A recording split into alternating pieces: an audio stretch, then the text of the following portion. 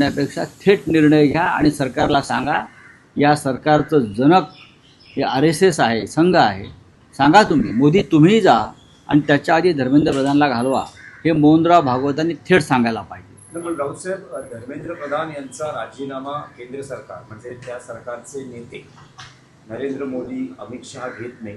पण साधारण 1.5 वर्षापूर्वी राज्यसभेचे सभापती जगदीप धनखड यांचा अचानक राजीनामा घेतला जातो. त्याचं कारण अजून मुलभूत आहे.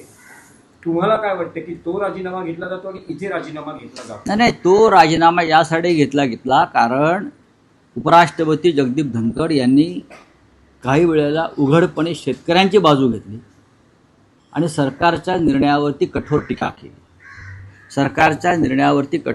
केली.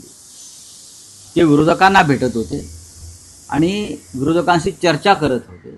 त्याच्यामुळे सरकारला राग आला आणि सरकारनं त्यांचा राजीनामा घेतला. पण धर्मेंद्र प्रधान यांच्या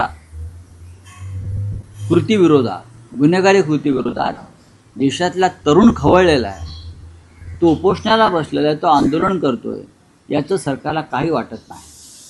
निर्मला सीतारामन यांनी यावर दुःख व्यक्त केलेलं आहे. काय पुन्हा परीक्षा झाल्यामुळे मूर्ख बाई आहे ती, मूर्ख बाई आहे. तिला काय देशाविषयी माहिती आहे? तिला काय देशाविषयी कळतंय? तिला काय भावना आहेत? आम्ही तिच्या नवऱ्याशी बोलू. तो पर्पला प्रभाकर, तो फार शहाणा माणूस आहे. नाही, पण राऊतसाहेब, या आंदोलनात एक असं दिसलंय की जेव्हा नरेंद्र मोदी सत्तेत आलेले त्यावेळेस त्यांनी सोशल मीडियाचा वापर म्हणून व्हॉट्सअपचा जास्त वापर आणि त्याचा त्यांना फायदा झाला. पण आता दिसतंय की इंस्टाग्राम हे अत्यंत प्रभावी साधन बनलंय आणि स्वतः नरेंद्र मोदी आपल्या मंत्र्यांना सांगतायत की तुम्ही इंस्टाग्रामवर या, इथे सक्रिय व्हा आणि तुम्ही जी कामं करता ती ह्या प्लॅटफॉर्मवरही या माध्यमातून शेअर करा. इंस्टाग्राम हे प्रभावी माध्यम. जंतर मंतरची जी लढाई आहे ती अत्यंत चाणाक्ष पद्धतीनं लढली जाते मुलांकडून. ज्या पद्धतीनं इराणनं इस्रायल आणि अमेरिकेला नमवलं, या दोन हुकुमशाहींना, त्या पद्धतीनं जंतर मंतर ही मोदी आणि त्यांच्या सायबर सेलला, त्यांच्या IT सेलला उद्ध्वस्त करून टाकले.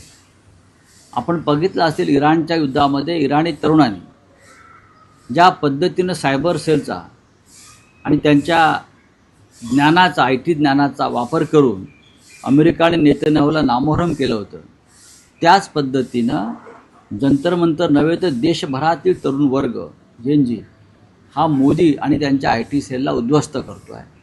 आणि म्हणून मंत्र्यांना सूचना काय, तर काय ते इंस्टाग्रामवर सक्रिय राहा.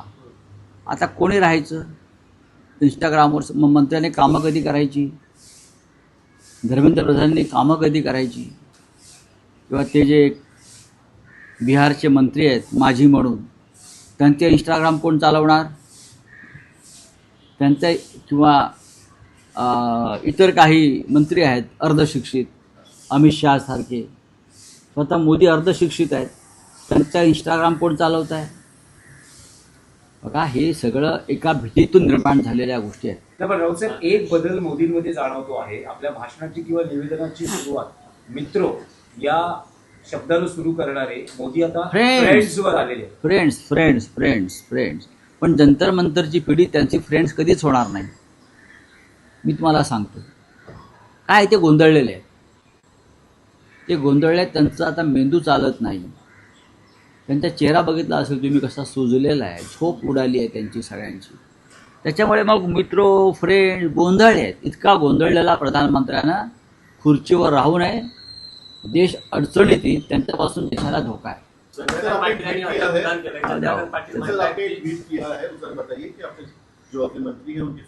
नहीं, देखिए, देश, हमारे राज्य के जो मुख्यमंत्री है देवेंद्र फडणवीस जी, वो बहुत साल से राज्य के गृह मंत्री है,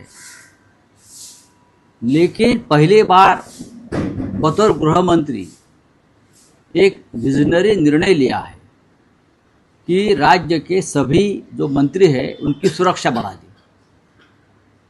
और जो MLA MP है उनकी भी सुरक्षा बढ़ा दी है. खास करके सरकारी MLA और MP, उनको डर लगता है कि बाहर जो तूफान आया है, जेन झी का तूफान आया है, चक्रवाती तूफान है। उस तूफान में मंत्रियों को और